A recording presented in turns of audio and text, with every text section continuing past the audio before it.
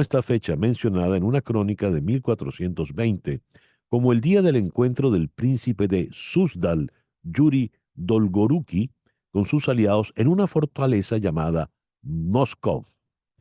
El 4 de abril de 1507, en Alemania, es ordenado sacerdote Martín Lutero.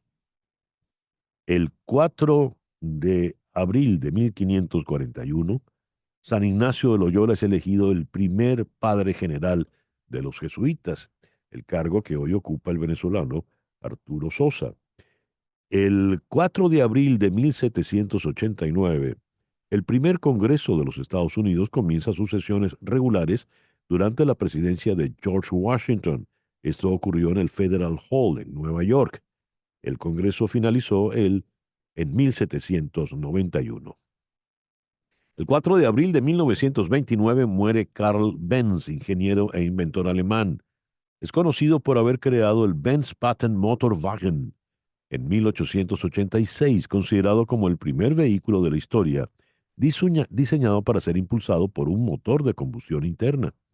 Y siguiendo en el mundo del automovilismo, el 4 de abril de 1931 muere André Michelin. Junto con su hermano Edouard, André fundó la Michelin Tire Company en 1888 y revolucionó la historia del automóvil con sus neumáticos desmontables. Luego, en 1900, publicó la primera guía Michelin, guía de referencia de hoteles y restaurantes para los que iban en la carretera, y hoy en día pues es el referente fundamental con sus estrellas para calificar a los mejores restaurantes del mundo. El 4 de abril de 1949 se funda la Organización del Tratado del Atlántico Norte, también conocida como la Alianza Atlántica, con sede en Bruselas. Según este tratado, es un sistema de defensa colectiva donde los Estados miembros defenderán a cualquiera de sus miembros si son atacados por una potencia externa a ella. El 4 de abril de 1958, en Londres, una manifestación de 10.000 personas contra la bomba atómica crea el movimiento pacifista y se exhibe por primera vez el símbolo de la paz. Hoy está cumpliendo 59 años Robert Downey Jr., un actor extraordinario, muy versátil. Ha hecho de Sherlock Holmes, ha hecho de Chaplin y recién se alzó con el Oscar por Oppenheimer como actor secundario en la última entrega de los premios Oscars. El 4 de abril de 1968 es asesinado en el Hotel Lorraine de Memphis, en Tennessee, el doctor Martin Luther King, pastor estadounidense de la Iglesia Bautista. Se convirtió en el vocero y líder más visible del movimiento por los derechos civiles desde 1955. Fue asesinado a los 39 años. Imagínense todo lo que tenía por delante. Y él es asesinado en el 4 de abril, el mismo día que, como leí previamente, Martín Lutero se ordena de sacerdote. El nombre que él llevaba, Martin Luther King Jr. El 4 de abril de 1975, Bill Gates y Paul Allen fundan Microsoft Corporation, hace ya 49 años de la hazaña. Hoy estaría cumpliendo 45 años Heath Ledger, quien falleció en el 2008 a los 28 años apenas, y le dieron el Oscar póstumo como actor de reparto por su representación de The Joker en El Caballero Oscuro. El 4 de abril de 1997, 21 países del Consejo de Europa suscriben el Convenio sobre Derechos Humanos y Biomedicina, que incluye algo muy importante: la prohibición de clonar seres humanos. Yendo al mundo de la música, el 4 de abril de 1913 nació nada menos que Muddy Waters. Aunque Muddy Waters nació en Rolling Fork, Mississippi, muy temprano se fue a Chicago y se le considera el padre del sonido de blues que viene de Chicago. Influyó muchísimo en los primeros rockeros bluesistas de los años 60. entre ellos, en lugar destacadísimo, The Rolling Stones. Ese es el tema de los The Magnificent Seven, los siete magníficos. En castellano, en América Latina, lo tradujeron como Siete hombres y un destino. Era la versión en el mundo de vaqueros de la película Los Siete Samuráis de Akira Kurosawa. Y este tema luego compró los derechos la cigarrera Marlboro.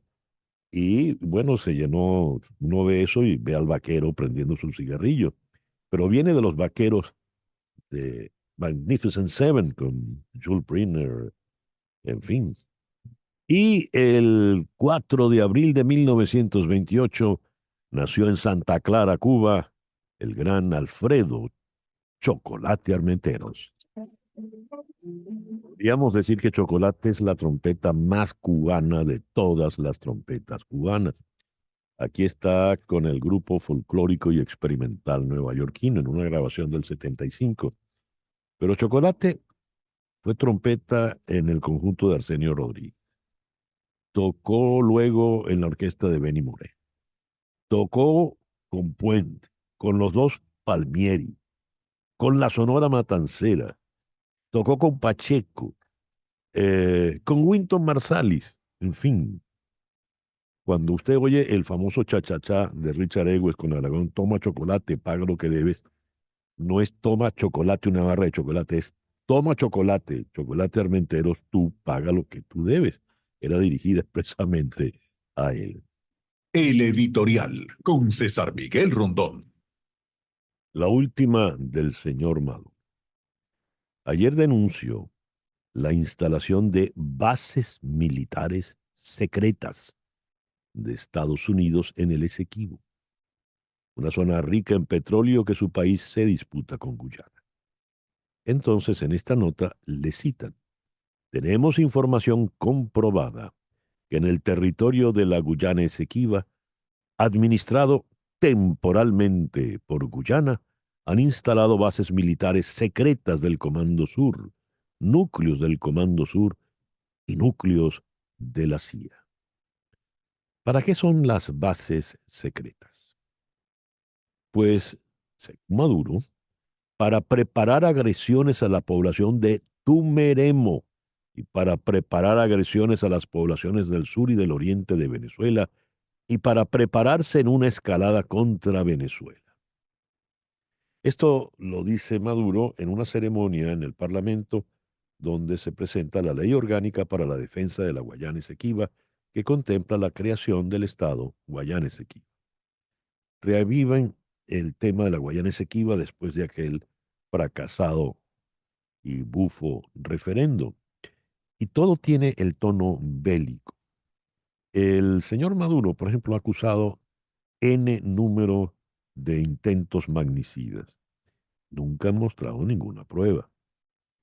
En el caso de estas bases militares secretas, él no muestra tampoco ninguna prueba.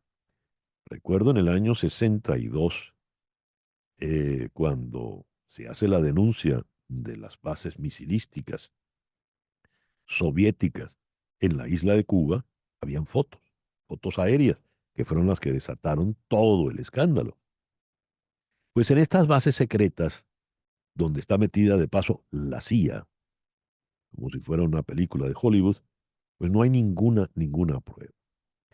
Ahora, estas bases secretas del Comando Sur, núcleos del Comando Sur, son para preparar una agresión a la población de Tumeremo. Tumeremo es un pueblito. Este, cualquiera que lo... Yo leo esto y usted se imagina que Tumeremo es una fortaleza cargada, repleta, forrada de misiles. No, eso es un pueblito. Y para atacar ese pueblito, entonces el Comando Sur se toma la molestia de crear bases secretas. Todo esto es bufo. Todo esto es bufo. Forma parte de esta pantalla, de este inmenso trapo rojo que se quiere crear para cada día aislar más a la oposición venezolana. Súmele usted a esto la discusión sobre la ley del fascismo, de la cual hablábamos en el día de ayer. Y mientras avanza, pues, todo el proceso represivo contra toda la oposición en Venezuela. Tumere, Wasipati, Tomorrow Night, no, ¿cómo es que dice? Eh, Tomorrow Night. Tumeremo Tomorrow Night. Bueno, menos mal que hablo en inglés. 9:21 de la mañana, una pequeña pausa y ya regresamos con las noticias más importantes de este jueves 4 de abril. Esto es En Conexión por Éxito 107.1 FM en Miami. Midnight Rider. Bien, a las 9:25 vamos con las noticias más importantes de este jueves 4 de abril. Jerusalén.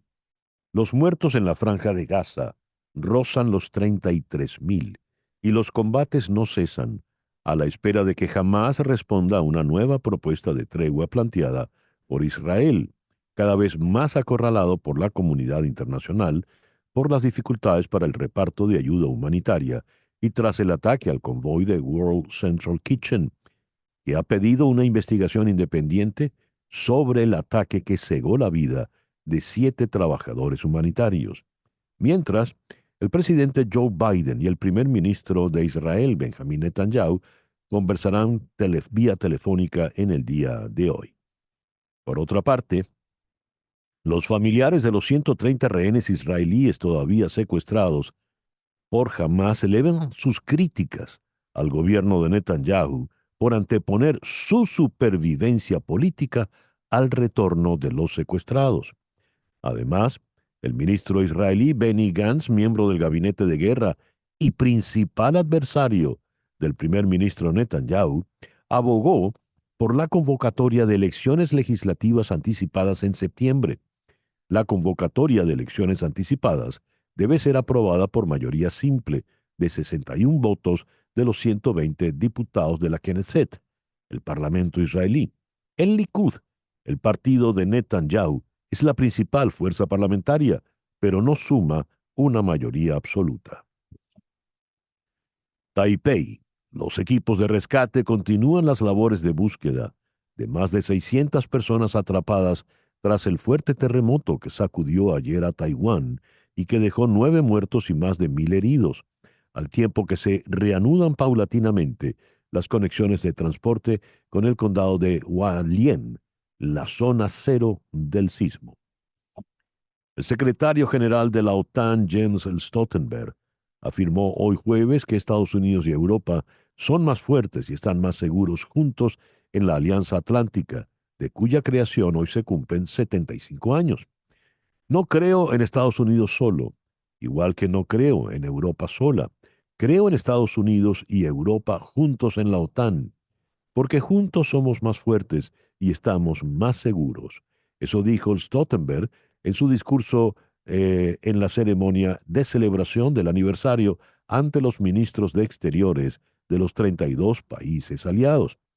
Por su parte, el Kremlin acusó a la OTAN de seguir siendo un instrumento de confrontación en Europa al servicio de Estados Unidos y consideró que ese antagonismo está latente en el campo de batalla de Ucrania, donde la alianza sigue apoyando con armamento a Kiev.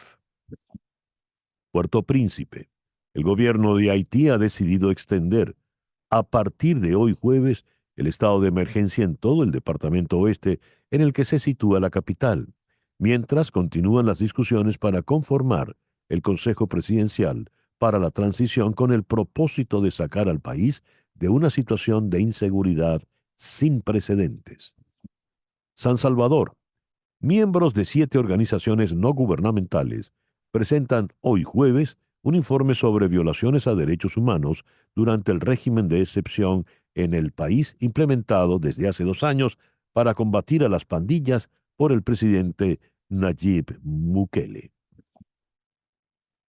En el Perú, el nuevo gabinete de la presidenta Dina Boluarte, el tercero en 16 meses, obtuvo ayer en el Congreso un crucial voto de confianza que le permite seguir en funciones en medio de un escándalo de relojes de lujo, conocido como el Rolex Gate, donde está involucrada la mandataria. La presidenta Boluarte debe declarar mañana viernes ante los fiscales por primera vez desde que la policía allanó su vivienda y despacho presidencial el 30 de marzo. Su futuro es incierto, a pesar de que se juega por dos cuerdas separadas que son la judicial y la política. La legislatura de Nebraska rechazó un proyecto de ley respaldado por Donald Trump para impedir que Biden gane una votación electoral clave. Anoche, el proyecto de ley habría dejado fuera de juego el segundo distrito de Nebraska que Biden ganó en 2020, lo que podría haber sido decisivo en algunos escenarios de votación electoral. El secretario de Estado de Noruega, Andreas Motzfeldt Kravik, se reunió en Caracas con el chavismo y la oposición para ayudar a las partes a encontrar una solución inclusiva a la situación del país. Cita textual del comunicado de prensa. El funcionario noruego sostuvo una reunión con los jefes de las delegaciones de cada sector, Jorge Rodríguez y Gerardo Blythe, así como con miembros de la plataforma unitaria y con el canciller Iván Gil. Cito, discutimos el proceso de negociación venezolano, las próximas elecciones presidenciales, derechos humanos y asuntos bilaterales. Eso dijo Kravik en la nota de prensa del Ministerio de Exteriores de su país. La secretaria del Tesoro, Janet Yellen, realiza su segunda visita a Pekín en menos de un año, en un momento de acercamiento entre Pekín y Washington, tras meses de tensiones políticas y comerciales, pero con quejas sobre la sobreinversión china en sectores como las energías renovables. Y a las 9:31 vamos con nuestra primera entrevista del día. Según The Wall Street Journal, es poco probable que Joe Biden vuelva a imponer sanciones petroleras a Venezuela.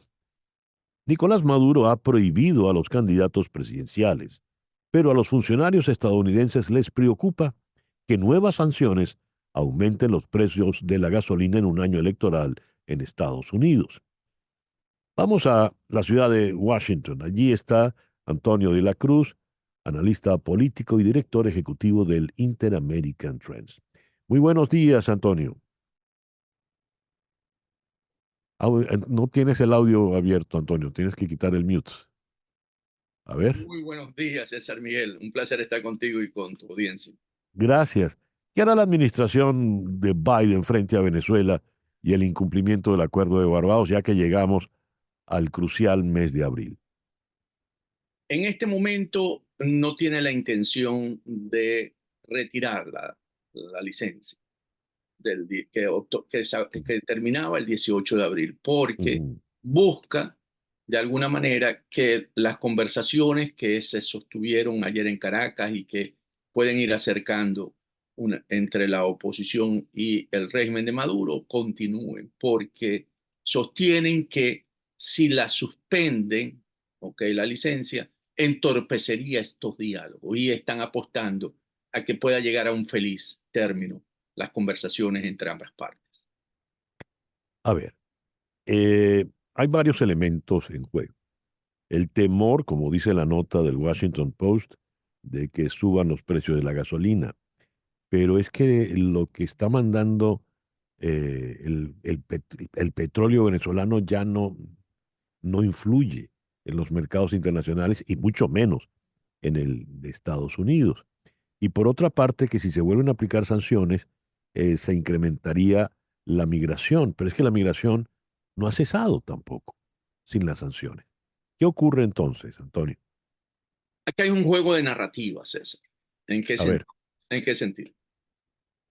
Chevron ha sostenido en esta ciudad que consiguió la licencia en noviembre del 22 Ujú. para producir y exportar crudo después de los acuerdos que hubo en México. Recordemos que eso fue producto después del acuerdo en México entre la plataforma unitaria y el régimen de Maduro. Y que ha venido ampliando su producción en Venezuela. Y hoy en las noticias dicen que van a hacer un pozo petrolero inteligente, nueva generación, en todo este mundo que surge entre Chevron y en Petroindependencia y PDVSA. en la que han dicho que la producción, eso que tú sostuviste de Venezuela, del crudo, impacta en el mercado energético mundial. Y que sacarlo podría traer un incremento del precio del barril y en consecuencia del galón de gasolina que en Estados Unidos en un año electoral afectaría al elector demócrata, por lo tanto, o al estadounidense de a pie. Favorecería una tendencia más republicana. Entonces, esa narrativa instalada aquí, que sabemos que es falso, porque ¿quién ha aumentado realmente la producción, o sea, San Miguel, después de la invasión de Rusia a Ucrania es Estados Unidos? Ujú, Estados Unidos en el ujú. 23 aumentó 1 millón de barriles día, mientras que Venezuela apenas, Chevron aumentó 75.000 y el resto del país completo unos 150.000. El que determina hoy realmente en precios del petróleo es el mercado estadounidense, que motivado a esa, por los ambientalistas dentro del Partido Demócrata, cuando llega Biden a la presidencia, reduce y empieza a ponerle trabas a la subida que venía con la administración anterior, con Trump, del aumento de la producción, y baja, pero la invasión de Rusia a Ucrania hizo que los precios se dispararan y entonces teníamos unas elecciones de medio término y tuvo Biden que apelar a las reservas estratégicas, pero dejó que las compañías petroleras empezaran a aumentar su producción, que llegó y alcanzó a 13,4 millones de barriles día, que es la máxima producción que se ha visto por país en la historia petrolera. Mucho más que Arabia Saudita, mucho más, pero por mucho que Rusia. Entonces, eso instalado como narrativa aquí en la capital es lo que le permite usar como argumento. El otro argumento es que la migración, ese es el otro parte del argumento, porque si hay oportunidades en Venezuela y no se entiende que es por consecuencia de que hoy está Maduro en el poder y que la gente no ve confianza y no ve Mm, futuro y por eso sale. Entonces han creado de que eso podría retener y no se da cuenta no, o no se maneja ya. la narrativa de que es un cambio de gobierno, es lo que permite que el venezolano se quede en Venezuela. Entonces Mm, tenemos esos dos elementos que es lo que están jugando realmente en esa narrativa. Pero también hay otro, que es que la licencia es un poder ejecutivo. Entonces dicen, ujú. bueno, lo podemos colocar si el régimen de Maduro no avanza en los acuerdos de Barbados, siempre se Sí, podrá colocar en pero bien, cualquier. has mencionado el elemento político, el acuerdo de Barbados. Y lo cierto es que el gobierno, pues, se ha burlado, ha escupido en el acuerdo de Barbados. No ha respetado ninguna de las cláusulas y consideraciones de este acuerdo. Y va adelante en toda su escalada represiva. Ya las amenazas con la ley del fascismo llevarán a que el resto de la oposición termine en la cárcel. Y por otra parte, pues tienes todas estas otras acciones. Nada sabemos de Rocío San Miguel a la fecha de hoy, la desaparición de la diputada de Ignora, de Alviares, de Vente Venezuela, de manera tal de que le vuelves a poner sanciones, se las vuelves a subir y van a seguir adelante sin, sin ningún tipo de corrección. Entonces, ¿para qué sanciones? Ok, precisamente las sanciones impuestas por la administración Trump fue lo que le permitió a la administración Biden poder negociar con Maduro. Lamentablemente fueron solamente para poder conseguir la liberación de los estadounidenses Mm, y no en la parte política venezolana que se buscó. Pero fueron las sanciones las que le permitieron eso. Sin sanciones no hubieran podido lograr absolutamente ni siquiera que se sentaran en Barbados. Pero en el momento en que empezó a conversar Casablanca con Miraflores, se lograron estas pequeñas, muy pequeñas concesiones, muy pequeñas. Los políticos solamente podríamos decir la primaria, porque la primaria no mm. iba a suceder. Y eso fue algo que se alcanzó en términos políticos entre esas conversaciones entre Casablanca y Washington. Entonces, ¿qué ocurre? Que la presión de las sanciones tiene que ir coordinada con una acción con los países que acompañantes. Hoy, cuando vemos que aliados de Maduro están tienen una posición en la que señalan que no es democrático lo que está ocurriendo, y vemos que pueda coordinarse sanciones en el conjunto Unión Europea y Estados Unidos, económicas, porque las personales, si bien es cierto, pueden funcionar, pero si no son acompañadas las económicas, siempre va a haber una válvula de escape a través de Europa, que fue lo que ocurrió Ujú. cuando el presidente Trump, que Europa realmente no sancionó y por lo tanto se buscaba todo lo que hizo el régimen de Maduro, lo hacía a través de la Unión Europea o China o Rusia. Entonces, aquí tenemos que tener un frente único en este momento, sobre todo cuando Maduro no tiene apoyo popular, porque ante la caída de su apoyo popular, Maduro lo que ha hecho es arreciar porque sabe que necesita un régimen represivo a partir del 28 de julio, si él se mantiene en el poder. ¿Por qué? Porque Maduro sí tiene algo claro. Él no va a entregar el poder. Aquellos que creen que Maduro anda en una búsqueda de entregar el poder a alguien que ellos consideren que puede ser Ujú. a quien entregárselo, es una premisa que no te lleva a ningún lado porque más bien le ha permitido Ya. sostener. Más bien Maduro, y de aquí cierro, lo que quiere es legitimidad. Él lo que ha escogido dentro de la oposición es para que lo legitimen a él. Antonio, muchísimas gracias por atendernos en la mañana de hoy. Muy amable, César, un placer siempre. Antonio de la Cruz es el director ejecutivo de Inter-American Trends. Nos habló desde Washington. Una pequeña pausa y al regreso nos ocupamos del tapón del Darién, la selva infernal del Darién. Esto es En Conexión por Éxito 107.1 FM en Miami. César Miguel Rondón está en Conexión por Éxito 107.1 FM. Son las 9:44. Canelo Fadul Immigration es una firma de abogadas de inmigración que ofrece servicios de inmigración laboral, familiar y humanitaria. Su equipo de trabajo busca soluciones y la mejor alternativa para que te establezcas en Estados Unidos. Llama al 305-579-9218. 305-579-9218. Di que llamas de mi parte y la primera consulta será gratis. También puedes escribir a inmigraya@canelofadul.com. Canelo Fadul Immigration, reputación, confiabilidad y efectividad.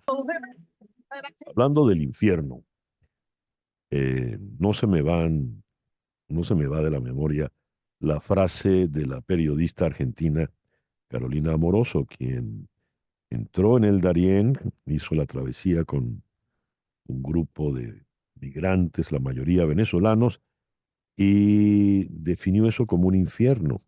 Y agregó un punto importante a propósito de los venezolanos. Nadie entra voluntariamente en un infierno si no viene de otro infierno. A propósito del Darién, Human Rights Watch, en su división de las Américas, ha presentado un informe, Abandonados en la Selva, protección y asistencia para migrantes y solicitantes de asilo en el tapón del Darién. Ese es el título para el informe que han presentado, donde destacan que ni los gobiernos de Colombia ni de Panamá ni protegen ni asisten a las víctimas y tampoco investigan los abusos. Vamos a la ciudad de Bogotá. Allí está Juanita Bertus, quien es la directora de la División de las Américas, precisamente de Human Rights Watch. Juanita, muy buenos días. Muchísimas gracias por atendernos. César, muy buen día. Un saludo para usted y toda la audiencia. Gracias por esta invitación. ¿Qué descubrieron en este informe, en esta investigación que ahora han presentado como Abandonados en la Selva? Juanita. Nosotros hemos durante 2 años hecho trabajo de campo en el tapón del Darién, más de 300 entrevistas a víctimas, a migrantes, a organizaciones humanitarias, instituciones públicas, tanto colombianas como panameñas. El año pasado, más de 500,000 de migrantes, la mayoría de ellos venezolanos, ecuatorianos, haitianos, cruzaron el tapón del Darién Y con las cifras que tenemos a comienzos de este año, este 2024 puede terminar entre 800.000 y 1.000.000 de migrantes cruzando esta peligrosa selva. Hemos documentado casos dramáticos de violencia sexual, de homicidios, de desapariciones, que son el tipo de violaciones a derechos humanos que tienen que enfrentar los migrantes, que como usted bien decía, vienen huyendo de otro tipo de gravísimas violaciones en sus distintos países de origen. Este segundo informe, el primero lo lanzamos en noviembre pasado, este segundo que acabamos de lanzar ayer en Bogotá, da cuenta de las falencias con las medidas de protección y de atención a migrantes en Colombia y en Panamá.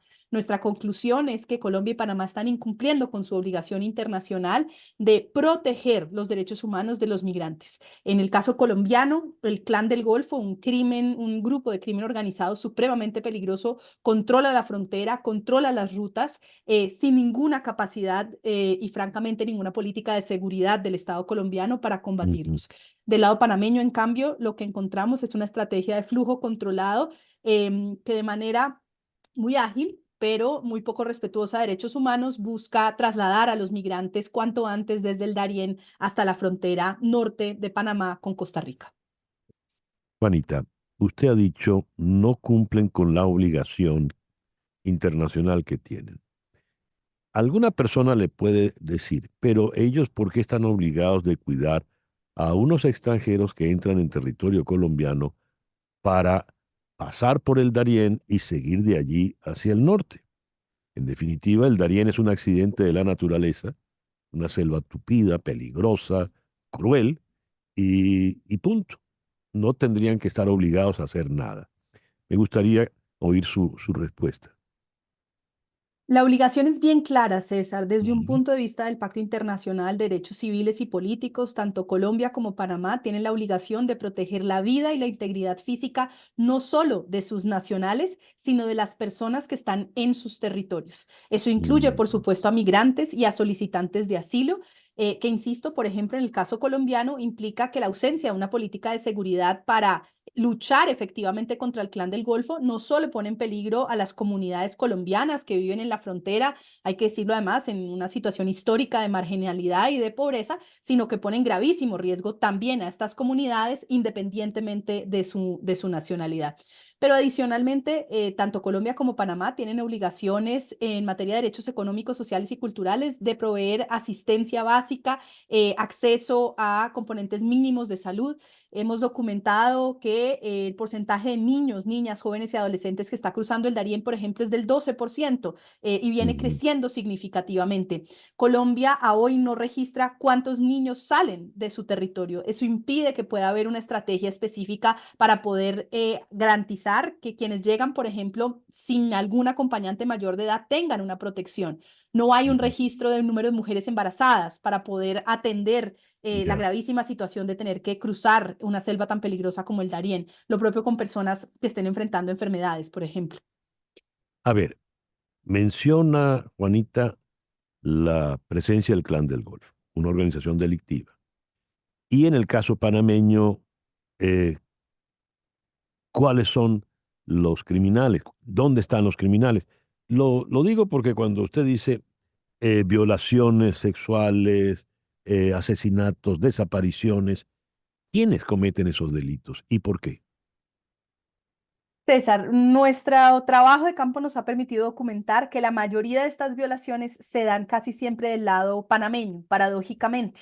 Mm, Son casi siempre grupos criminales pequeños que emboscan a cualquier grupo de migrantes que estén llegando a la frontera con Panamá, una vez han cruzado al lado panameño. Los separan típicamente, casi siempre por nacionalidades, también por sexo entre hombres, mujeres. Ahí típicamente se dan los hurtos, les piden X número de dinero, les piden ¿no? sus pertenencias. Típicamente al grupo de mujeres y también población LGBT es cuando se da la violencia sexual. Sin duda, un número muy mm, importante de casos de tocamientos, pero también hemos documentado casos de violaciones sexuales a las mujeres, casi siempre relacionada con la extorsión. Si usted no me da tantos dólares, tantos dinero, tantas pertenencias, su familia, su mujer, su hija será violada. Y luego, a partir de eso, hemos documentado casos concretos en donde ha habido homicidios y desapariciones, casi siempre relacionadas con el incumplimiento de las reglas de conducta impuestas por el Clan del Golfo en estas zonas. Entonces, ¿quiénes? Estamos hablando de un grupo como el Clan del Golfo y grupos Sí. pequeños criminales en el lado panameño. ¿Por qué? Porque no hay control ni del gobierno colombiano ni del gobierno panameño de la frontera. Y más grave aún, porque estos hechos no están siendo investigados, juzgados y sancionados ni en Colombia ni en Panamá, que es también una obligación que tienen ambos países. Juanita, le agradezco mucho que nos haya atendido en el programa de hoy. A ustedes por la invitación. Muy buen día para todos y todas. Gracias. Juanita Giobertus es la directora de la División para las Américas de Human Rights Watch.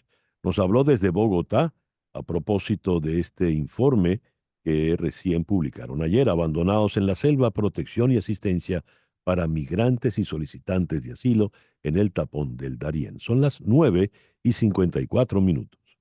Vamos ahora a Caracas para conversar con el periodista Javier Ignacio Mallorca, miembro del Observatorio Venezolano del Crimen Organizado y director del portal Crímenes sin Castigo. Javier Ignacio, muy buenos días. Gracias por atendernos. Hola, César Miguel, un saludo a ti y a tus oyentes. Javier Ignacio, ¿qué sabemos de la ley contra el fascismo, neofascismo y expresiones similares? Bueno, sabemos lo que está planteado desde el propio Ejecutivo. Hay que recordar que la semana pasada la vicepresidenta ejecutiva Delcy Rodríguez adelantó que por orden de Nicolás Maduro, se iba a crear una comisión contra el fascismo, el neofascismo y expresiones similares, tal y como lo dices tú. Uh-huh. Posterior a la aprobación y sanción de una ley que hable sobre este tema. Bueno, menos de 7 días después, la propia Delcy Rodríguez estaba entregando al Pleno de la Asamblea un anteproyecto de ley sobre el fascismo, el neofascismo y expresiones afines. Uh-huh. Y bueno, como ha trascendido, quizá ya en Estados Unidos no esté muy empapado, pero efectivamente hay todo un texto, una propuesta de texto legal que resucita este tipo de expresiones para designar a, básicamente, César Miguel, vamos a estar claros, todo aquello que incomode al gobierno en esta Uh-huh. particular coyuntura preelectoral, de precampaña, aunque algunos dicen que ya la campaña pues ya empezó. Entonces, han planteado una norma de 30 artículos que básicamente, primero, contiene, es decir, una discrecionalidad de tal magnitud que, bueno, cualquier persona que eleve la crítica hacia acciones o decisiones del Ejecutivo puede ser tildada de fascista Uh-huh. y, bueno, sometida a procesos administrativos o a sanciones penales, César Miguel, que van hasta los 12 años de prisión, de acuerdo con la propuesta que ya fue aprobada, además en primera discusión. Entonces, bueno, ese es el estado de cosas en este momento. Uh-huh. La ley, esta iniciativa legal, iniciativa legislativa, ha entrado ahora en lo que llamamos la fase de discusión pública. De manera que nosotros en esto estamos hasta cierto punto contribuyendo a esa discusión, alertando además sobre los peligros de una ley redactada en términos tan ambiguos que, bueno, puede entrar dentro de la misma línea que la famosa ley contra el odio. Es decir, si uno en Venezuela eleva una crítica que suscite, digamos, un poco de escozor en el oficialismo, pues actualmente puede ser procesado según las disposiciones de la ley contra el odio. Digamos, en un porvenir cercano, será también, según lo dispuesto en esta ley sobre el fascismo, ¿no?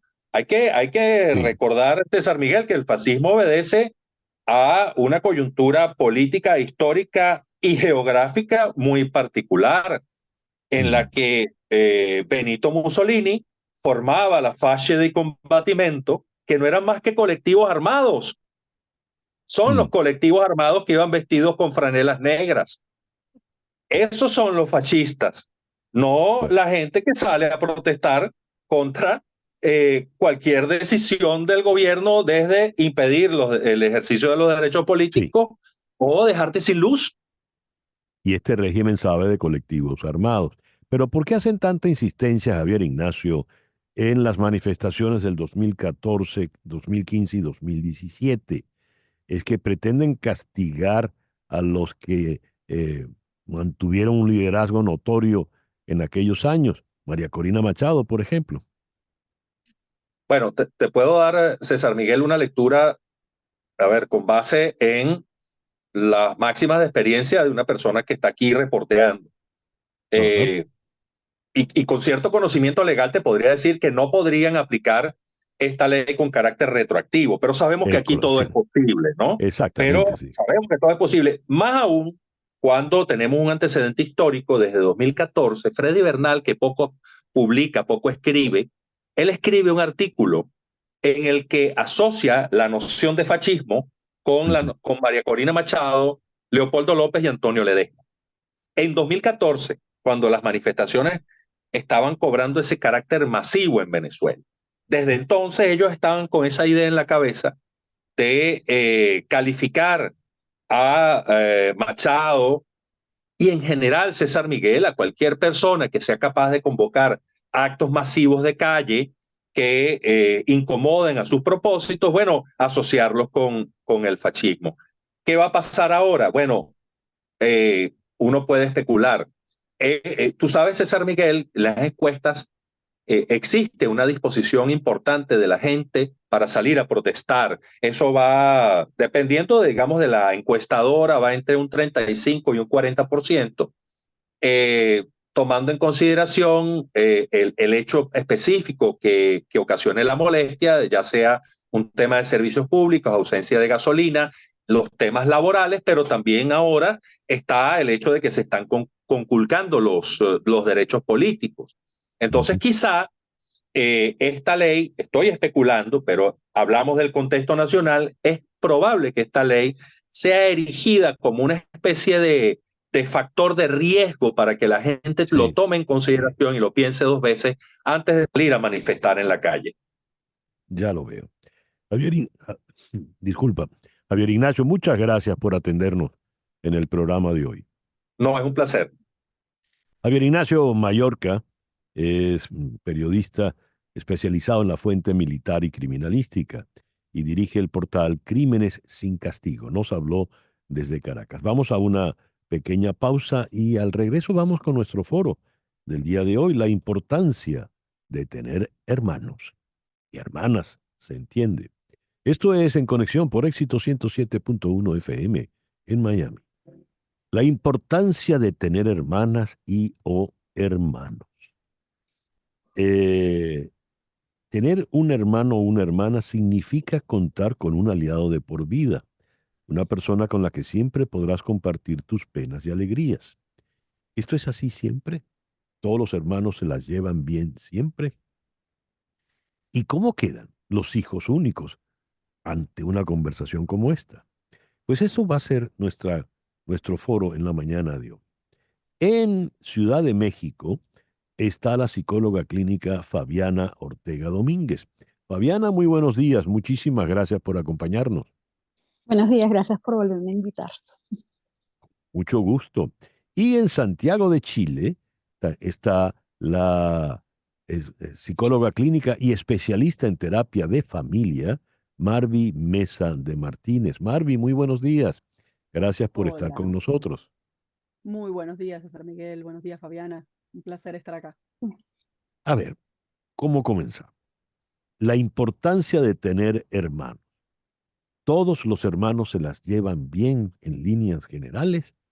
Le pregunto en primer lugar a Fabiana. Bueno, pues no. De hecho, va a sonar un poco paradójico lo que voy a decir, pero uno de los grandes beneficios que tiene el tener hermanos es justamente la rivalidad que se genera entre ellos, porque esta rivalidad es lo que les permite justamente desarrollar esas habilidades sociales que van a requerir en la adultez, como aprender a negociar, aprender que no son los reyes del universo, aprender a compartir, ceder espacios, también a reafirmarse y hacer valer sus opiniones, a conocerse qué me gusta, qué no me gusta, y bueno, resolver conflictos en general. Muy bien, estás hablando desde que son pequeños, ¿verdad? Ujú. Empiezan a pelear por a quién va en la ventana del carro y quién va sentado en el medio, que es un fastidio. Muy bien. Pero cuando llegaron a grandes esos hermanos que peleaban de niños, ¿cómo se la llevan? ¿Se la llevan bien, Marvi? A ver, si la idea es que ellos puedan desarrollar estas habilidades sociales, yo estoy de acuerdo con lo que está diciendo Fabiana, se supone que ya en la adultez deben haber aprendido a resolver conflictos entre ellos. Deben haber aprendido a tolerar incluso la periferia en algún momento, que yo creo que eso es una de las cosas fundamentales que aportan los hermanos también, que es entender que no siempre voy a ser el centro de atención, que a veces puede ser mi hermano y yo puedo tolerar eso, porque eso es lo que pasa en la vida, no siempre voy a ser el centro de atención. Entonces, si yo aprendí esto, aprendí a resolver conflictos, aprendí cuál es la estrategia adecuada para poderme comunicar con mi hermano y poder resolver todos los problemas que se nos presenten, porque vamos a seguir teniendo problemas y la vida es así, en las interacciones pasan esas cosas, Ujú. yo me voy a poder llevar mucho mejor con mi hermano en la adultez. Ese es el plan, esa es la idea. ¿Qué define de mi personalidad mi relación con mis hermanos? ¿De qué manera estoy definido en esa relación, Fabiana? Bueno, justamente lo que estaba diciendo antes, ¿no? Hay unos autores que hablan de que el orden de la aparición del niño es el mayor, del medio, del menor, tiene relevancia en la personalidad. Hoy en día hay unos autores como Linda Blair, que no es la actriz del Exorcista, sino una psicóloga. Sí, hago la aclaratoria.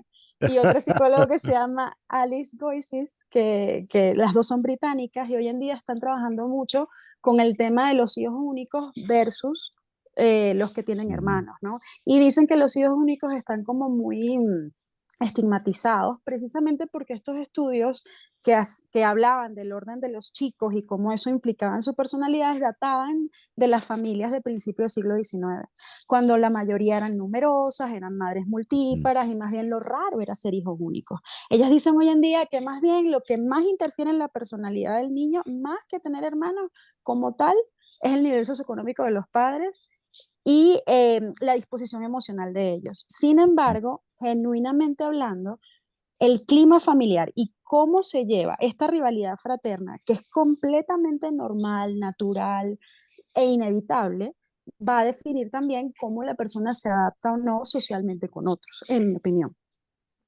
Estamos hablando de hijos, hermanos de padre y madre. Pero cuando tenemos hermanos que vienen de padres distintos, por ejemplo, hermanos de una madre y de otra madre, o de un padre o de otro padre, ¿qué ocurre, Marvin? Ahí va a depender mucho de cómo lo manejen los padres de la casa donde están estos hijos que reciben al hermano, ¿ok? Ujú. Porque, bueno, las crianzas van a ser distintas. Hay una participación de una tercera persona que no sabemos cómo interactúa con su hijo, pero si estos padres lo reciben como un hermano más, porque de hecho hay gente que le dice medio hermano o hermanastro, Sí. eres un hermano más. Si lo incluimos como un hermano más, va a incluirte dentro de la dinámica y va a haber conflictos igual y va a haber resolución de conflictos igual. O sea, va a estar dentro de la dinámica familiar. Va a depender mucho de cómo lo manejen los adultos. Incluso la resolución de conflictos y la puesta en marcha de estas habilidades sociales va a depender también de los adultos. Si los adultos intervienen y a cada rato están metiendo la cuchara en estas interacciones, puede ser que se complique más la situación en lugar de facilitarlo. O si dejamos que ellos interactúen y resuelvan sus cosas entre ellos, salvo que haya violencia, obviamente, Ujú. y en ese momento sí puede intervenir el adulto y dar como sugerencias para poder resolver efectivamente los conflictos. Si lo manejamos así, creo que puede ser bastante efectivo y bastante funcional que haya un hermano por fuera o lo que sea.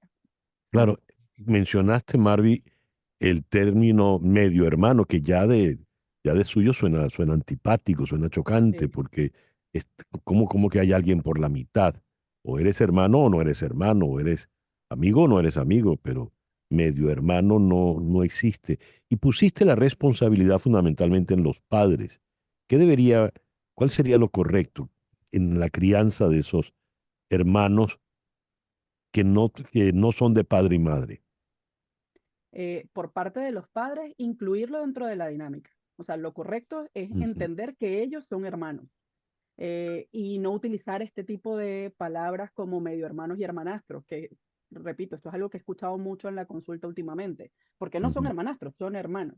Entonces, al incluirlos así, se incluyen también dentro de la disciplina del hogar, ellos tienen que entender que hay normas dentro de este hogar, que hay formas de resolver conflictos, que hay cosas que no están permitidas, o sea, podemos poner como ejemplo la violencia que no esté permitida dentro del hogar, no se puede insultar, no se puede golpear, ese tipo de cosas, y este hermano tiene que estar incluido dentro de esta dinámica, tiene que entender que a pesar de que su mamá o su papá no esté, alguno de los dos no esté allí, él pertenece a esta familia y cada familia tiene una norma, ¿no? Ya. Los hermanos tienen una característica. Pueden venir del mismo padre y la misma madre. Pueden hasta parecerse físicamente, pero son personas distintas, Sí. ¿verdad?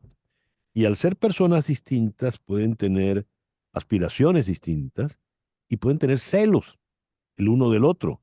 ¿Cómo se manejan los celos entre los hermanos? Le pregunto a Fabiana.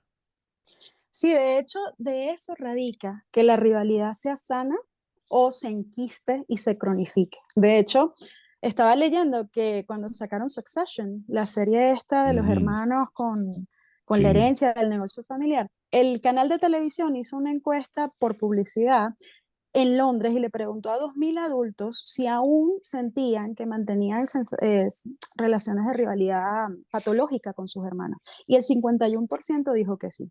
Entonces, lo que marca la diferencia en que esta rivalidad, bueno, evolucione naturalmente y los ayude a resolver conflictos o se vuelva un problema, es Ujú. justamente el clima familiar, cómo los padres abordan esto. De hecho, como dice Marvis muy bien, estoy completamente de acuerdo con todo lo que ella dijo y yo adicionaría el tema de los favoritismos. El favoritismo, aunque puede ser inconsciente, es un factor que afecta tanto al replegado como al favorito. Y es muy importante que el cuidador, el representante, el padre, tenga conciencia sobre esto. Yo de verdad estaré teniendo preferencias con uno de los niños, será un tema de las fantasías de ellos. Y bueno, y por supuesto para eso está la psicoterapia, ¿no? Si tienen esa duda, pueden venir con nosotras y planteárselo, ¿no? Sí. Porque es sumamente importante que esto no se prolongue. Me gusta, Fabiana, que hayas puesto el ejemplo de Succession porque es una serie que vio todo el mundo, ¿no? Y los que no la vieron, pues saben más o menos de qué va. Estos hermanos se la llevaban muy mal, de hecho se hacían trampas, zancadillas, pero es que el primero que lo hacía contra ellos era el propio padre, que era Ujú. el verdadero villano en todo esto. Pero eso ocurrió allí en esa familia que le daban miles de millones de dólares, en una familia, digamos, más modesta, más en la clase media. Eh, ¿Cómo podemos hacer para criar unos hermanos que una vez que lleguen a la edad adulta puedan tenerse los unos a los otros, ayudarse los unos a los otros? Le pregunto a Marvi Mesa. Un poco en la misma onda de lo que decía Fabiana, es generar también espacios individuales con cada uno de nuestros hijos. Yo creo que como Ujú, padres, una de las cosas que puede ayudar mucho es poder tomar ese espacio para atender a cada uno individualmente, tener citas con cada uno, poder que no sea solamente uno el que esté presente todo el tiempo en la vida de los padres, sino que cada uno tiene su espacio. También hay espacios familiares, también hay espacios donde se comparten con los hermanos y algunos de los padres y poder enviar siempre el mensaje de que tienen que contar el uno con el otro. Que a pesar de que peleemos y que está bien pelear, que no hay ningún problema con eso, hay que tener la sensación de que la persona con la que yo cuento es con mi hermano o con mi hermana. Porque la verdad es que si somos lo más sinceros posible, se supone que la relación que va a ser más duradera es la de los hermanos, no la de los papás, porque en Ujú. algún momento los papás no vamos a estar, pero los hermanos van a continuar allí. Entonces, ese es el tipo de mensaje y que puede promover los papás para que la relación entre ellos sea un poco más cercana en algún momento, sin importar si ha tenido conflictos o no. Y con el paso de los años, con él ir envejeciendo, ¿cómo va madurando esa relación entre los hermanos, Marvin? Yo creo que si se ha hecho bien el trabajo desde el principio y si se ha promovido este espacio de lealtad, de cercanía y de complicidad entre los hermanos, y eso va desde que los hermanos no siempre tienen que estar delatando al otro. Hay una Ujú, cosa que muchas veces hacen los padres, que es pedirle a algún hermano que cuente lo que pasa con el otro. ujú, Y yo creo que esto termina promoviendo más conflictos porque no se confía. Y se supone que esto tiene que ser una relación de confianza. Entonces, a pesar de que para los padres va a ser muy difícil no escuchar todos los cuentos de alguno de los hijos, yo creo que una de las cosas que puede ayudar para que sea una relación cercana en la adultez es promover que ellos tengan su complicidad, que ellos tengan su momento en que lo que diga su hermano en algún lugar es confidencial, es algo que solamente se mantiene entre ellos, a menos que, por supuesto, haya una situación de peligro en alguno de los dos. Pero de resto, que haya ese espacio de confianza, porque en la medida en que van compartiendo esos momentos, en la adultez va a ser mucho más cercana la relación. ya. Aquí pregunta el amigo Jesús Grajirena, ¿por qué de adultos hay situaciones irreconciliables entre hermanos? Fabiana. Bueno, habría que ver caso por caso, ¿no? Pero Ujú, por lo general, como dijo Marvis, y como hemos venido hablando, cómo se lleva a nivel parental tiene mucho efecto en cómo los hermanos se van a llevar después, ¿no? Más allá ujú, de las diferencias individuales, si hay patologías dentro de las personas, en fin, sobre todo que los padres no interfieran. Es importante hacer labores de moderación, pero no tomar partidos, no opinar, no juzgar, valorar las diferencias individuales. Por ejemplo, si uno tiene un hijo deportista y un hijo artista, no forzar al artista que te acompañe a los deportes con el hijo, sino como dijo Marvis también, buscar espacios de compañía de cada uno, para que cada uno se sienta escuchado, validado, que es importante dentro del núcleo familiar. Promover situaciones de empatía entre ellos, ¿no? Como que, ay, ya llévale este juguito a tu hermanito que se siente mal, dale un besito en la ujú. rodilla que se acaba de golpear, ¿no? Eso también lo dijo Marvis anteriormente. Y reforzar lo positivo, por supuesto. Todo este tipo de recomendaciones son importantes justamente para que las relaciones entre hermanos, bueno, se solidifiquen en el futuro, porque al final termina siendo como una U, en el sentido de que cuando están niños pasan mucho tiempo juntos, luego se van separando a medida que, bueno, se casan, tienen familia, y luego en la edad mayor también hay una tendencia en familias sanas a que los hermanos, bueno, vuelvan a tomar más contacto. ¿Ustedes tienen hermanos? Yo sí. Yo no, yo soy hija única. Tú eres hija única, Marvi. ¿Y cómo ha sido tu Exactamente. caso, Marvi? En mi caso yo tengo muchos primos que han Ok. tenido el efecto de hermanos, digamos, y Ajá. creo que eso ayudó muchísimo, porque esos de hecho son mis hermanos, si los presento y nos presentamos nosotros, nos presentamos como hermanos. Creo que eso Mm, ha favorecido mucho porque todo lo que te decía, incluso de tolerar la periferia, de poder entender cómo respetar al otro, respetar las decisiones del otro, que ya cuando empezamos a tomar decisiones en la adolescencia y en la adultez, es súper importante, es no sentir que tú tienes, en mi caso yo soy de las mayores, entonces no es que tengo que ser responsable ujú. de las decisiones del otro, puedo acompañar, pero no soy responsable, eso ha ayudado muchísimo. Quizás si fuera hija única absolutamente sería otra historia, pero siempre uno termina consiguiendo gente que hace las veces dentro de ser los pares, que Sí. hace las veces de hermanos, ¿no? ¿Y cómo te la llevas con tus hermanos, Fabiana? Bueno, justamente yo soy uno de esos ejemplos donde los tuyos, los míos y los nuestros, ¿no? Porque Ah, mis dos hermanos mayores son de la primera unión de mi papá. Y yo soy, bueno, relativamente hija única de la segunda unión. Y me llevo muy bien también con la hermana de ellos, que es hijo de la mamá con la segunda unión. Entonces, se ha manejado bien, espero. Bueno, mis 5 hijos están así mezclados y todos son hermanos. Exacto. Y yo me la llevo muy bien con mis hermanos. Nosotros somos 6. Esas familias de antes que eran Mm. numerosas y tenemos muy, muy buena unión, una solidaridad muy, muy compacta. Gracias, Marvi, por acompañarnos en la mañana de hoy y por Un aportar placer. tu experiencia de hija única también. Un Marvi placer. Mesa en Santiago de Chile y muchísimas gracias, Fabiana. Gracias a usted por volverme a invitar. Fabiana Ortega en Ciudad de México. 10:23. Una pequeña pausa y al regreso nos ocupamos del caso de el periodista eh, Gorriti en Perú.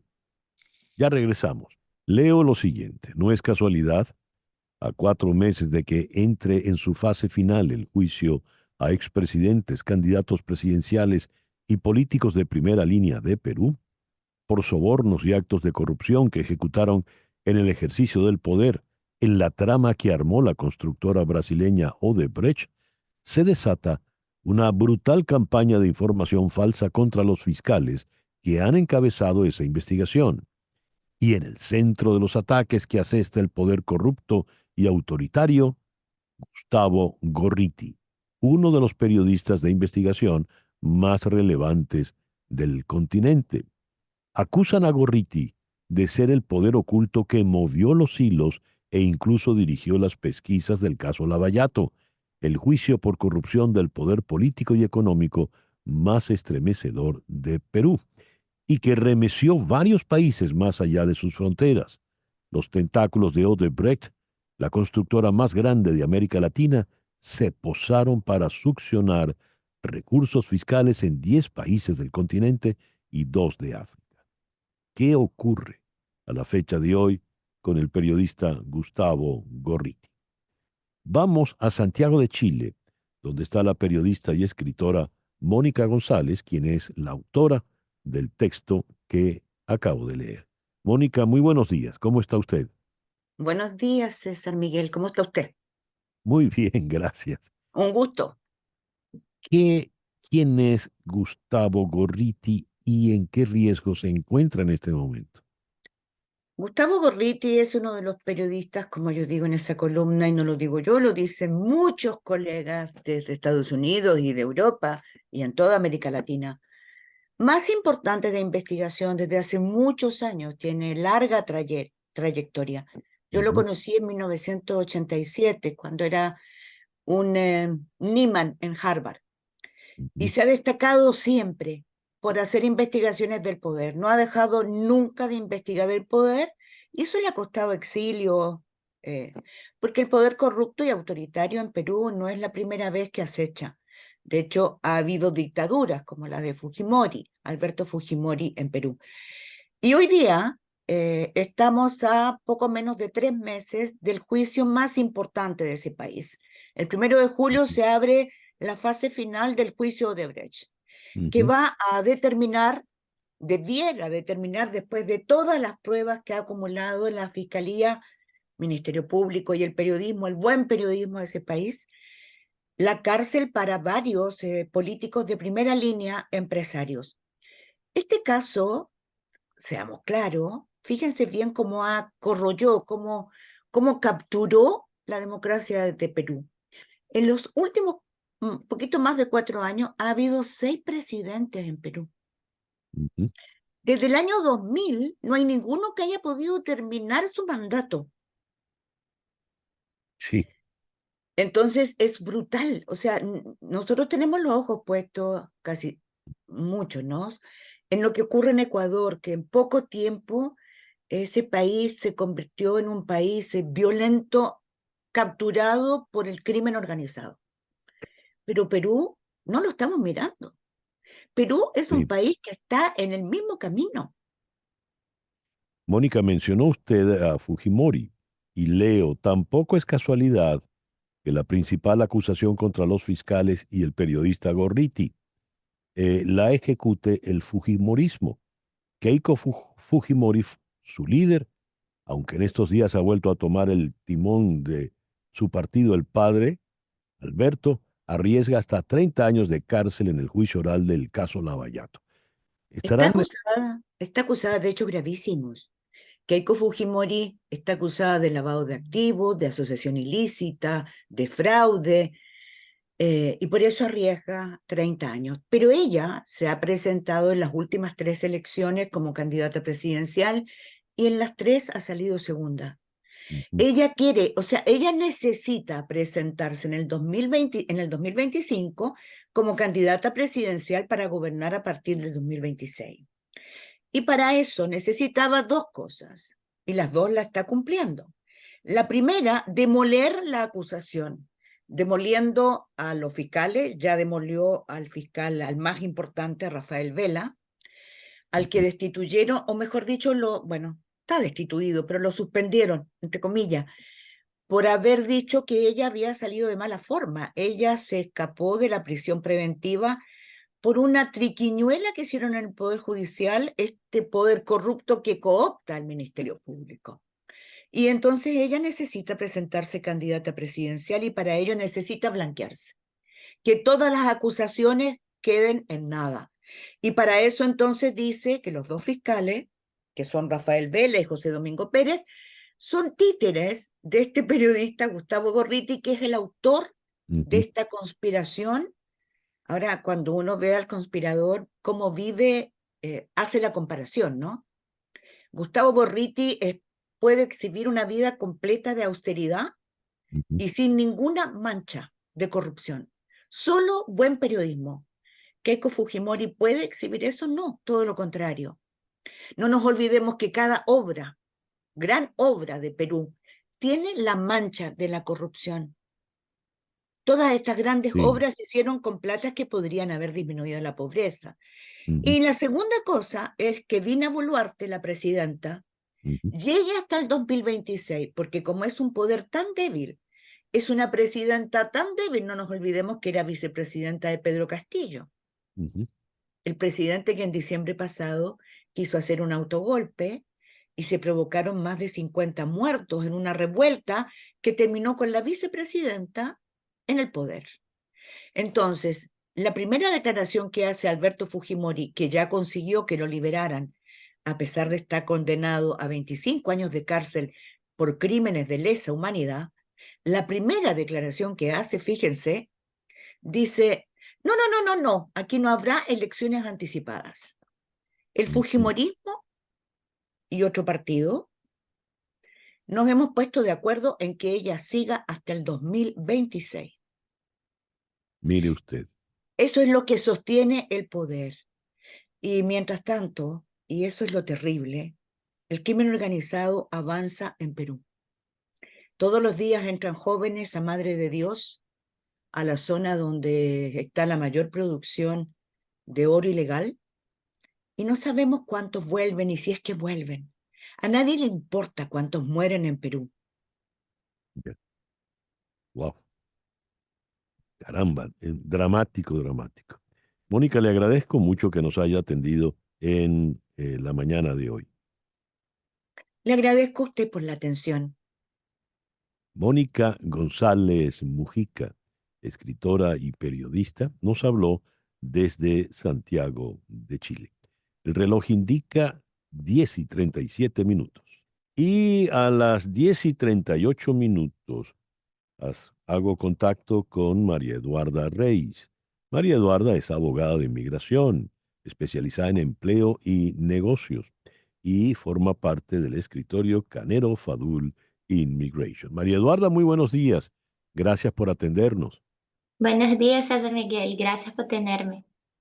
María Eduarda, UCIS va a incrementar las tarifas.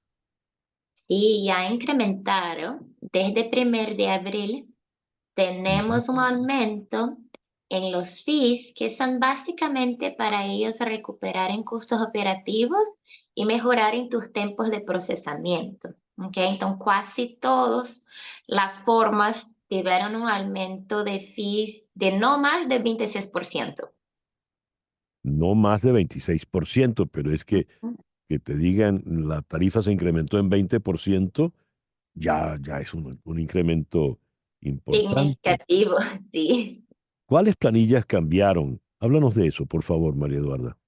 Tienes muchas que cambiaron, la verdad es una tabla que listan todas online, pero me gustaría resaltar algunas de las aplicaciones que son comunes, ¿sabes? Ujú, Por por favor. ejemplo, la forma I-140, que es la aplicación de inmigrante basada en empleo, antes era 700, ahora está 715.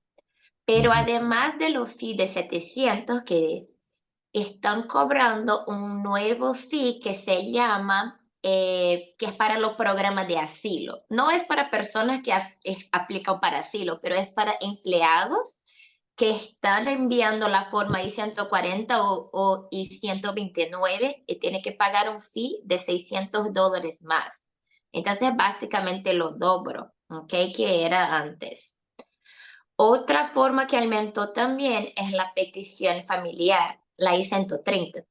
Fue de 535 a 675. ¿Ok? Otro cambio que es muy importante es para los ajustes de estatus, personas aplicando a la residencia. El ujú, fee antes era 1,225, ahora estamos con 1,440. ujú. Antes, las personas que aplicaban para la residencia podrían solicitar, basada en empleo, podrían solicitar un permiso de viaje y un permiso de trabajo sin costo adicional. Hoy no, tiene que pagar separado para el permiso de trabajo, ¿ok? Y el permiso de viaje. Ahora, cuando dices estos incrementos son para los costos operativos, ¿serán más rápidos los procesos? Porque se ha encontrado que hay como cuellos de botella, ¿verdad? Que se re- retrasa todo, se ralenta absolutamente todo, o que no hay suficiente personal para la inmensa cantidad de trámites, los asilos, etcétera, etcétera. ¿Eso se traducirá en una mejoría en ese sentido, estos Es lo, incrementos? es lo objetivo, ¿ok? Para mejorar los tiempos de procesamiento de estos procesos y además de esto, están también eh, incentivando las personas a aplicar online, si posible, ¿ok? Porque no Ujú. son todas formas que están posibles hacer online, pero las que tienen online, normalmente tú vas a ver que tiene un descuento en los fees de más o menos $50 para incentivar que las personas hagan la aplicación en línea o que va a ayudar en los tiempos de procesamiento también. María Eduarda, ¿qué recomiendan ustedes en Canero Fadul a los inmigrantes que están renovando estatus o cambiando el estatus? ¿Qué recomiendan? Procurar a nosotros para ayudar en la mejor forma y estar siempre ahí cuestionando a tu abogado si, sabes, si tiene la opción de hacer online o que, sabes, es la mejor ruta para cada tipo de proceso. Bien, entonces debe usted llamar al 305-579-9218. 305-579-9218. Cuando ya me diga que está llamando de mi parte y la primera consulta será, María Eduarda, Gratis. así es, será gratis. También puede usted escribir a inmigraya@canerofadul.com. ¿Algo más, María Eduarda? No, solo esto. Gracias, María Eduarda, por atendernos en esta mañana. Gracias, tengan feliz día. María Eduarda Reis, abogada de inmigración especializada en empleo y negocios, forma parte del escritorio Canero Fadul Immigration. El reloj indica 10:43 de la mañana. A ver, tenemos una música con un sonido especial. Sonidos del océano. Esta es una producción de Embodied Sounds. Es una experiencia inmersiva, galardonada, que te guía en una consciente odisea submarina. La experiencia conecta al ser humano con el mundo submarino a través del sonido, la música, las artes visuales y la poesía. Sounds of the Ocean, una actividad oficial de la década de los océanos de Naciones Unidas, se ha presentado en lugares de todo el mundo desde 2021 y ahora llega a Miami por primera vez en el Frost Planetarium como un espectáculo multisensorial de cúpula completa de 25 minutos. El programa te guía a una profundidad de 3.000 pies debajo de la superficie del océano, escuchando grabaciones de la vida marina desde las aguas profundas del cañón de la bahía de Monterrey, frente a las costas del norte de California. La experiencia integra imágenes de alta resolución de ballenas y delfines, música original y arte visual para transportarte por completo al mundo submarino y darte la bienvenida de regreso a la Tierra. Y esto es una idea de Joshua San Miller, el fundador de Embodied Sounds, artista multidisciplinario, ecoemprendedor y también músico, porque toda la música que estamos escuchando es de él. Joshua, good morning. Thank you very much for being with us today. Good morning. Thank you for having me. And thank you for switching to English. Well, I'll do my best, okay? What could you tell us about the Sound of the Ocean feature film and what inspired you to create it?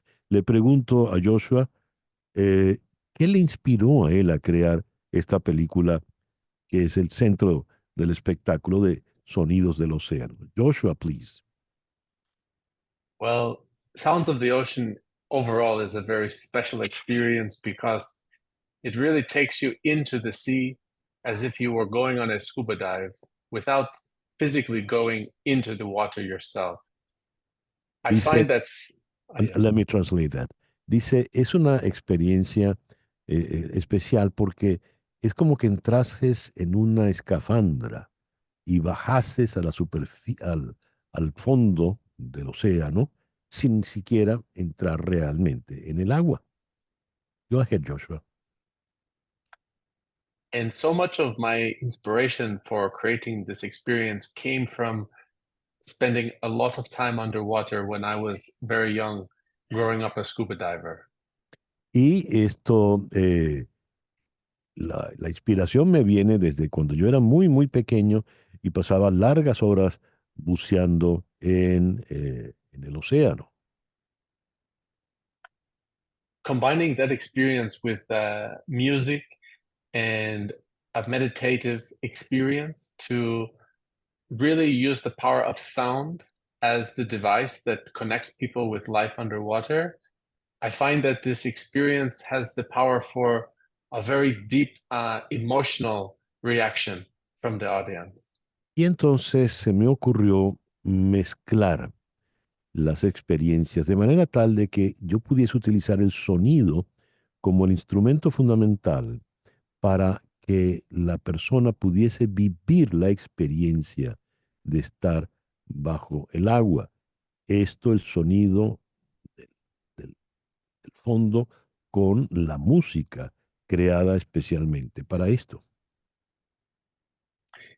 And combined with the award-winning imagery and visual art that we use to enhance this musical experience, you really get to feel like you are very close with humpback whales, dolphins, blue whales, jellyfish, and other creatures without putting yourself at any risk of being maybe in a space that might be a little scary. Y dice, entonces, esto es lo que te permite a ti tener una experiencia lo más parecido a que en efecto estuvieses allí en el fondo compartiendo con las ballenas azules gigantescas, con los delfines, los yellowfish, las aguamalas, y esto, la experiencia se hace muy, muy real y realmente no estás corriendo ningún riesgo. And what is the one takeaway message you would like audiences to to take, to live with after experiencing sounds of the ocean? Le pregunto, ¿cuál es el punto más importante que quiere, el mensaje fundamental que quiere que tenga el espectador una vez que salga de esta experiencia? I think for me, the most important thing is for people to feel more connected to life underwater and to themselves, to feel more relaxed and more at peace with what's going on in their lives. And maybe if they have the interest, to do something for the ocean that will be a positive impact. And that looks different for everyone. So we have many ways for people to do that. Dice, para mí lo fundamental es que la gente pueda tener un momento de reflexión, de estar en paz con el océano y con ellos mismos. Y si esto les lleva a luego tener una acción positiva para beneficio del océano, para cuidar el océano, pues entonces esa es la meta que uno se está proponiendo. For how long is going to be Sounds of the Ocean at the Frost Planetarium, Josh? We will be playing the film for 1 year in the Frost Planetarium. Gives you a lot of time to come check it out. Dice, va a estar todo el año la película en el Frost Planetario, así que hay tiempo suficiente para que se planifiquen y todos vayamos a ver. Joshua, thank you very much for sharing this time with us today. Muchas gracias. Thank you. Gracias. Joshua San Miller, el fundador de Embodied Sounds, quien creó esto, hizo la película, le puso la música. La música va en vivo, ¿eh? Sí, es parte de la experiencia sensorial. Ya son las 10:56. Y con los ejes de su carreta nos vamos en la nuestra.